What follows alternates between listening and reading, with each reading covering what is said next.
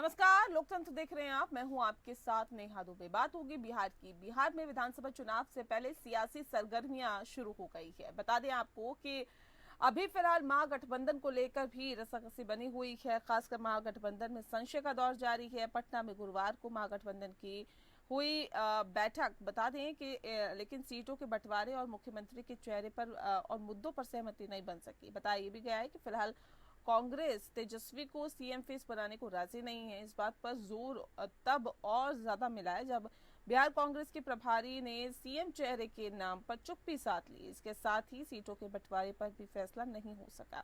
हालांकि सभी दलों ने आपसी सहमति से कोऑर्डिनेशन कमेटी बनाई है। इसमें सभी दलों के नेता रहेंगे और इस कमेटी का नेतृत्व तेजस्वी यादव करेंगे।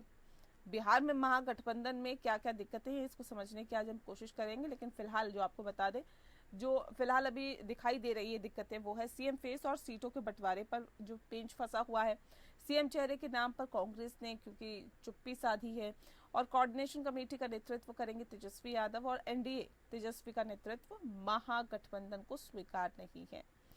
बता दें आपको कि अब ये भी समझने की कोशिश करते हैं कि महागठबंधन में गांठ किसकी क्या है मांग। और क्योंकि महागठबंधन में शामिल दलों की मांगे भी कुछ इस तरह की है कि आरजेडी 2020 की तरह 144 सीटों पर चुनाव लड़ना चाहती है और तेजस्वी यादव को मुख्यमंत्री पद का दावेदार मानती है। कांग्रेस अभी तक मुख्यमंत्री चेहरे के नाम पर चुप्पी साधे हुई है और एनडीए का मानना है कि तेजस्वी यादव का नेतृत्व महागठबंधन को स्वीकार नहीं है। इन मुद्दों पर सहमति बनने के बाद ही गठबंधन की स्थिति स्पष्ट हो पाएगी।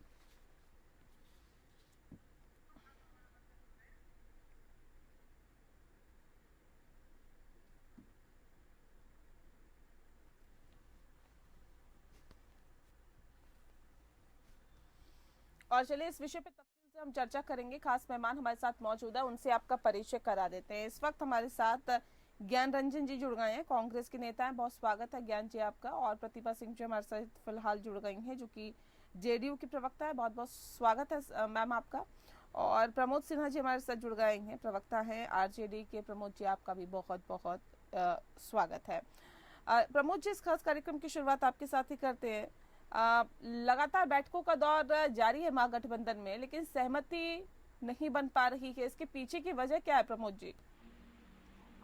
नेहा जी, ऐसी कहीं कोई बात नहीं है कि सहमति नहीं बनी है। महागठबंधन में जो दल हैं और दल के शीर्ष नेतृत्व लगातार आपस में बात कर रहे हैं। आपने देखा था कि पिछले दिनों हमारे नेता आदरणीय तेजस्वी प्रसाद यादव जी दिल्ली भी गए थे। उसके पहले जब राहुल गांधी जी पटना आए थे 18 जनवरी को, तो हमारे नेता आदरणीय लालू प्रसाद यादव जी और तेजस्वी प्रसाद यादव जी के साथ उनके आवास पर बैठकें भी हुई थी। तमाम चीजें विजुअल जो है सबके सामने है। फिर हमारे नेता दिल्ली गए, दिल्ली से लौटे हैं। फिर यहाँ पर जो है जो भी महागठबंधन में शामिल दल है उनका एक बैठक हुआ, कल ही बैठक हुआ और बैठक के बाद प्रेस कॉन्फ्रेंस करके सारी चीजों को स्पष्ट कर दिया गया है। हमारे यहाँ तो कहीं कोई दिक्कत, कहीं कोई परेशानी नहीं है। ये क्या स्पष्ट हुआ है? सीएम का चेहरा स्पष्ट हो गया है क्या? कौन होगा मुख्यमंत्री? क्या सीटों के बंटवारे पर जो पेंच फंसा हुआ था वो क्लियर हो गया है क्या? कौन कितनी सीटों पर चुनाव लड़ रहा है?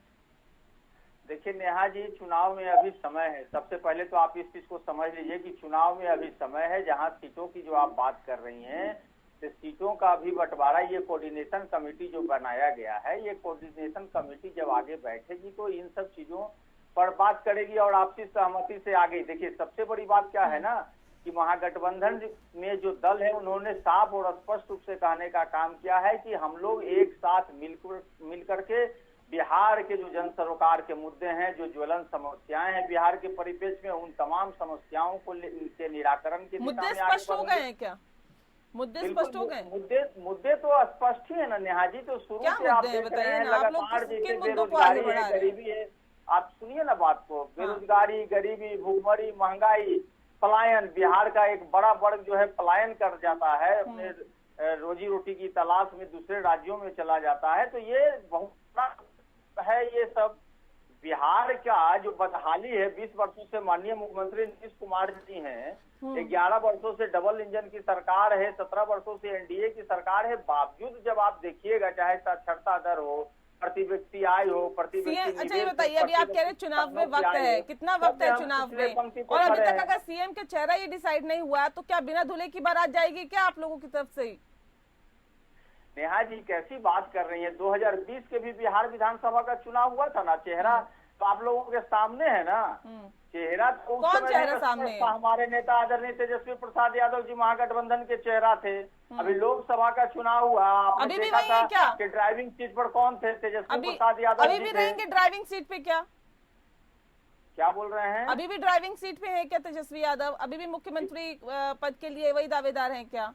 बिल्कुल ड्राइविंग सीट पर है। राष्ट्रीय जनता दल बिहार में सबसे बड़ी पार्टी है। राष्ट्रीय जनता दल के नेता हमारे आदरणीय तेजस्वी प्रसाद यादव जी, आपने देखा ना कि कोऑर्डिनेशन कमेटी बनी, उसके चेयरमैन कौन बने? जो चीजें आगे ले जानी है उसकी अध्यक्षता तो हमारे नेता आदरणीय तेजस्वी प्रसाद यादव जी कर रहे हैं। ज्ञान रंजन जी, चीजें नेहा जी जो ज्ञान रंजन जी, आरजेडी तो बार बार कह रही है कि देखिए सीएम पद का चेहरा हमारे सामने है, ड्राइविंग सीट पर सिर्फ और सिर्फ तेजस्वी यादव है।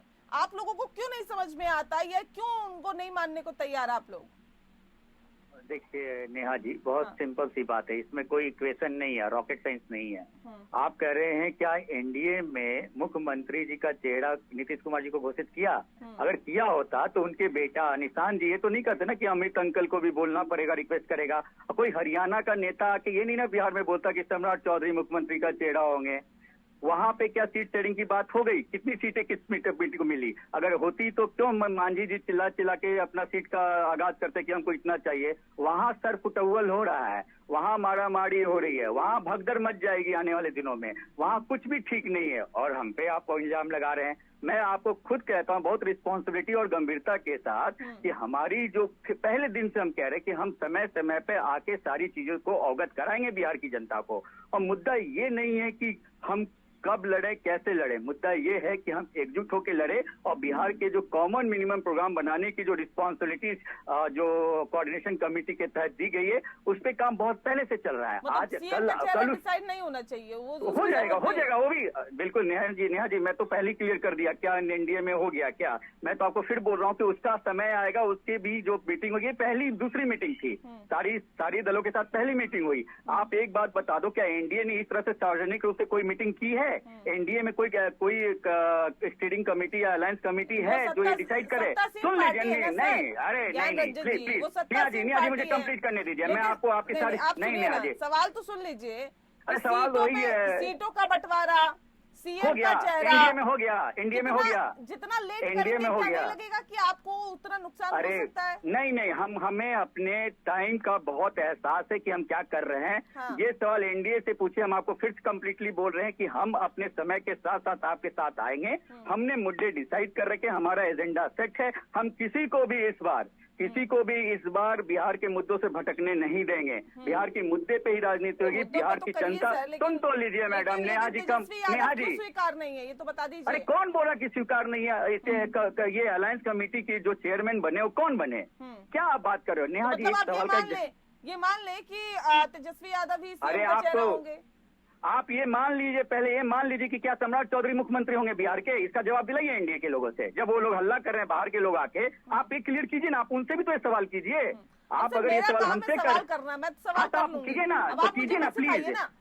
मैं सिखा देखिए नेहा जी, पहले सवाल करना है। नेहा जी पहले अपने शब्दों का चयन देखिए। नेहा जी अगर देखिए इस तरह से बात कीजिए और मैं चला जाऊंगा। शब्दों का चयन ठीक है, मैं ज्ञान नहीं दे रहा हूँ। मैं आपको ये कह रहा हूँ कि आप जैसे मेरे को सवाल पूछे, हम जवाब दे रहे हैं। मैं आपके माध्यम से मैं सवाल पूछूंगा, मैं उनसे डायरेक्ट नहीं ना पूछ सकता। आप पोस्ट हैं, आप हमको गेस्ट बुलाइए ना, हम उनसे डायरेक्ट नहीं पूछ सकते। हम आपके माध्यम सुन लीजिए, तो आप हमको ज्ञान मत दीजिए।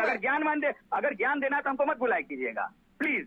नहीं नहीं क्या हम बात हम तो बात बता रहे हैं, आपके मुद्दे को बता रहे हैं। देखिए नेहा जी तो मैं आपके माध्यम से ही सवाल पूछूंगा ना। नेहा जी मैं आपके माध्यम से ही ना सवाल पूछूंगा। नहीं नेहा जी आप मेरी बात सुनिए। नहीं पहले आप मेरी बात अब सुनिए। आपने मुझे गेस्ट बुलाया है तो मैं आपके माध्यम से ना उनसे पूछूंगा, मैं उनसे डायरेक्ट नहीं सवाल पूछ सकता हूँ।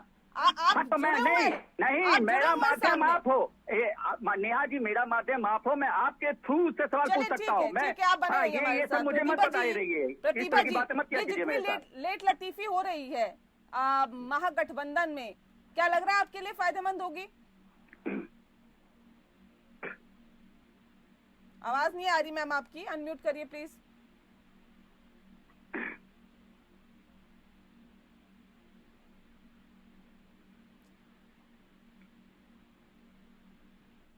प्रतिभा जी, आपकी आवाज हम तक नहीं पहुंच पा रही है, एक बार फिर से आप लगता है म्यूट होंगे वो। हाँ, म्यूट होंगे वो लोग लगता है। अनम्यूट करिए प्लीज। नहीं, आपकी आवाज नहीं आ रही। चलिए कोई बात नहीं, एक बार फिर से आपसे कनेक्ट करने की हम कोशिश करते हैं। हम एक बार फिर से प्रमोद जी का रुख कर लेते हैं। प्रमोद जी, ये जो देरी हो रही है, क्या नहीं लगता कि अभी तक तो चीजें डिसाइड करके आगे बढ़ जाना चाहिए? देखिए, पिछले 5 वर्षों से हाँ। और या पहले, उसके पहले आप देखिए, हमारे नेता आदरणीय तेजस्वी प्रसाद यादव जी जब 2020 बिहार विधानसभा का चुनाव के ठीक पहले, जब उन्होंने उस समय जो ज्वलन समस्याएं थे, जो 4.5 लाख रिक्त पद पड़ा हुआ था, उन तमाम समस्याओं को लेकर के जनता के बीच जाने का काम किए थे। हाँ। और लगातार हम लोग उस मुद्दे को उठाने का काम किए। 2022 में हमारी महागठबंधन की सरकार बनी, और सरकार जब बनी तो हमने जो हमारा जो कमिटमेंट था, हमारा जो विजन था, जो जनता के साथ हमारा प्रण था, उस पर हमने 17 माह में कार्य करने का काम किया। लेकिन जैसे ही महागठबंधन सरकार से नीतीश कुमार जी अलग हो जाते हैं, आप देखिए ना, गाड़ी तो पटरी से फिर से बेपटरी हो गया। आप समझने का प्रयास करिए ना। और हम तब से उन मुद्दों को उठा रहे हैं।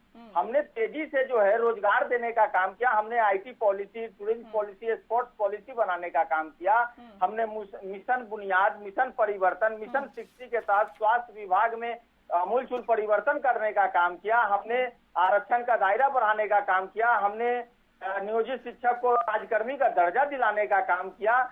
कई सारे जो एक 17 माह का अल्पकाल में जो महागठबंधन के सरकार में हमारे नेता का जो विजन था, वो साफ रूप से, स्पष्ट रूप से दिखाई पड़ा। लेकिन आज जो ज्वलन समस्या है, जो जन सरोकार के मुद्दे हैं, उन तमाम मुद्दों को भी लेकर के हम जनता के बीच भी जा रहे हैं और सवाल से भी लगातार सवाल कर रहे हैं। चाहे क्राइम का मामला हो, चाहे करप्शन का मामला हो, चाहे अन्य मुद्दा हो, हम सरकार को छोड़ने वाले नहीं है। जो जनता के हित का मामला है, हम उसी मामले पर सरकार से लगातार सवाल उठाने का काम कर रहे हैं। अभी तक अगर कांग्रेस खुल के ये चीजें नहीं कह रही है, तो मतलब ये कि दबाव बनाने की कोशिश आप लोगों पर की जा रही है, ये माने?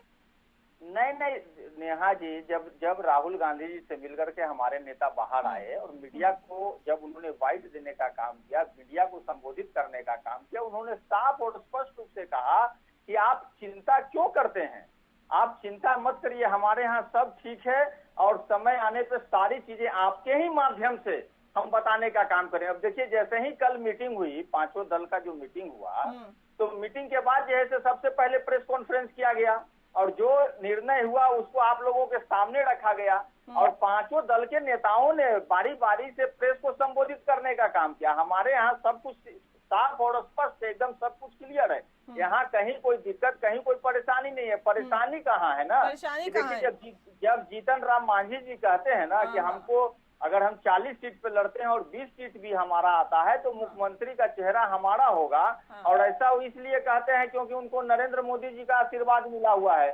तो जिस प्रकार से देखिए चिराग पासवान को जो है, प्रतिभा जी, परेशानी कहाँ है? परेशानी एनडीए में है क्या?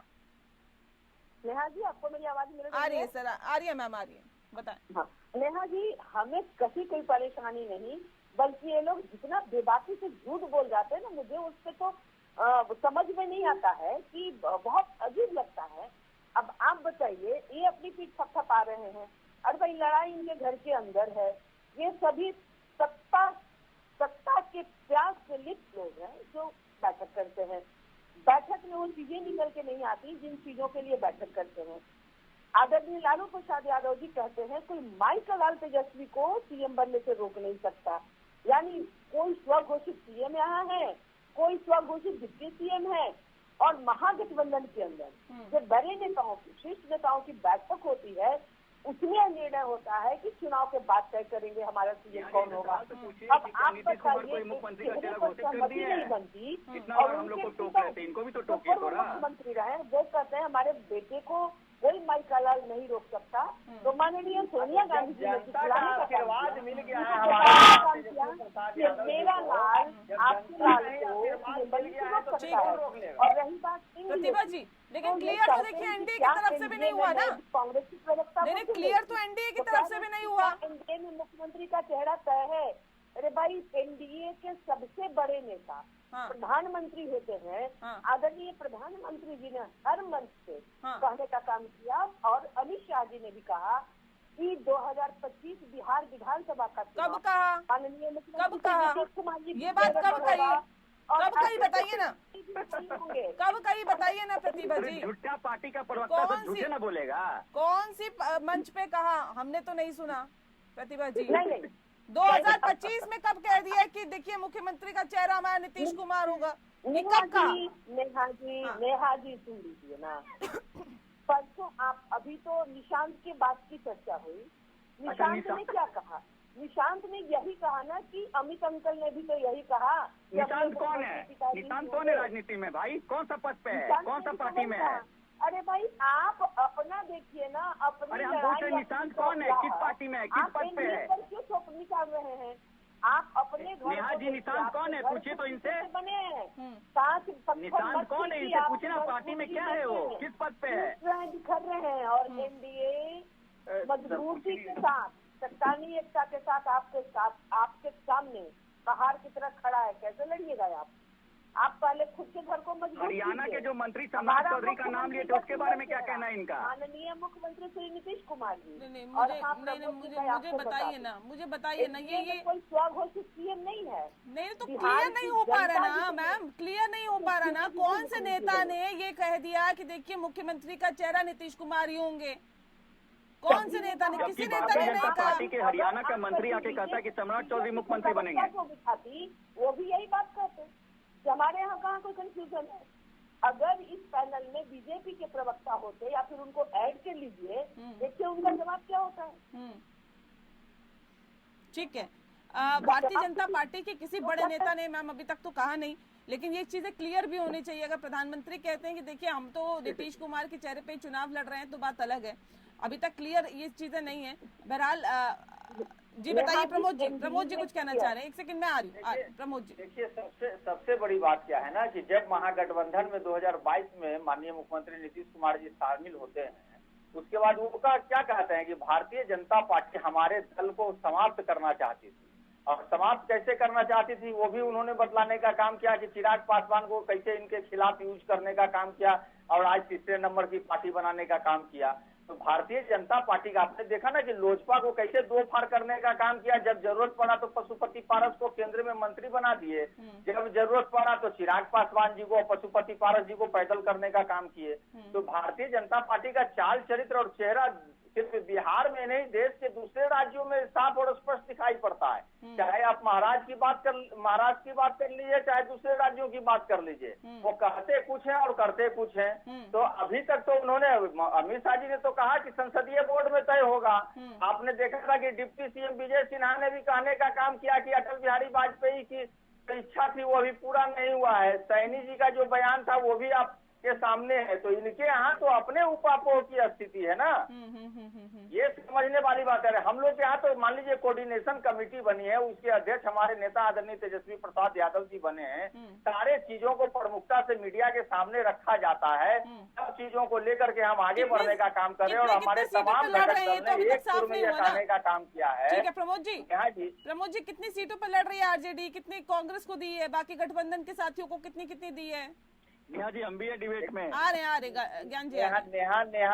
नेहा जी सबसे बड़ी बात है, जब महागठबंधन चुनाव नजदीक आएगा ना तो सारी चीजें आपके सामने रख दी जाएगी। ये आप समझ लीजिए, आपसे कुछ भी छुपाया नहीं जाएगा। और हमारे यहाँ कहीं कोई दिक्कत, कहीं कोई परेशानी नहीं, सब कुछ सहजता से, सुगमता से, सरलता से सारे चीजों पर जो है वो काम हो रहा है। कहीं कोई काम तो हो रहा है, लेकिन ज्ञान जी उम्मीदें क्या है? कितनी सीटों पे चुनाव लड़ा जाएगा कांग्रेस की तरफ से? देखिए बिहार की जनता 200 इंडिया अलायंस जो है पूरे मिलके 243 सीटों पे चुनाव लड़ेगी। बिहार की जनता की ए टीम बनके उतरेगी, बैटिंग बॉलिंग फील्डिंग में बिहार की जनता के नेतृत्व में करेगी। और जब हमें बिहार की जनता आशीर्वाद देगी तो बिहार को एक सशक्त, न्याय प्रिय, सामाजिक उन्मूलन वाला एक सरकार देगी। बिहार को लाडला नहीं चाहिए, बिहार को युवा सरकार चाहिए जो पलायन के दंड से बिहार को निकाल सके, जो बेरोजगारी के दंड से बिहार को निकाल सके, जो महिलाओं को इज्जत सम्मान दे सके। आपको पता है 13% के हिसाब से एवरी ईयर पर साल महिलाओं पर उत्पीड़न का अपराध बढ़ते जा रहा है बिहार में। किसकी जिम्मेवारी है? जिस तरह से एनडीए के लोगों ने सिर्फ कुर्सी बचाने के लिए बड़े भाई छोटे भाई के चक्कर में कंबल ओढ़ के मड़ाई करने के पीछे पड़े हुए हैं। आपको पता है जेपी सेतु में एक्सटेंशन ब्रिज का जो लोकार्पण हुआ है उसके 3 दिन बाद में उसमें क्रैक हो गया टेक्निकल। 35% की कमीशन खोड़ी वाली ये सरकार है, उसको बिहार की जनता ने मन बना लेके उठा के फेंक देंगे। मुद्दा सिर्फ एक ही है, बिहार की जनता का भला, बिहार की जनता के हित में योजनाएं, बिहार की युवा जो बेरोजगारी के दंश में पलायन के लिए मजबूर है उन्हें वापस लाना। जी मुद्दा क्लियर है। देखिए मैं कार्यक्रम के आखिरी पड़ाव में हूँ, जल्दी से जवाब दीजिए, जल्दी से। आज बिहार की जनता जिस सुशासन की सरकार में जी रही है ना, जितनी सुविधाएं बिहार की सरकार ने मुहैया करवाई है ना, अरे भाई समय के साथ तो हम भी देश में शासन करने का मौका मिला था। ये सुशासन 35% की कमीशन खोर की सरकार है, जहाँ पे डीके टैक्स चलता है, वो सुशासन की सरकार है, सुशासन की सरकार है डीके टैक्स के अंदर। आपको सत्ता के आसपास फटकने नहीं दे रही है और उसके बाद सत्ता तो हम मलाई के समझ लिए कि क्या सीधा मनाता है, खनन कर लेते हैं, सत्ता का चोर है आप लोग। भ्रष्टाचार की भेंट क्या किया? परिवार का भरण पोषण करना शुरू कर देते हैं आप लोग। मताधिकार का चोरी अगर किसी ने किया है तो सुशासन से, जो सुशासन की सरकार है उसने की है। और ये बिहार की जनता है ना, बहुत समझदार है।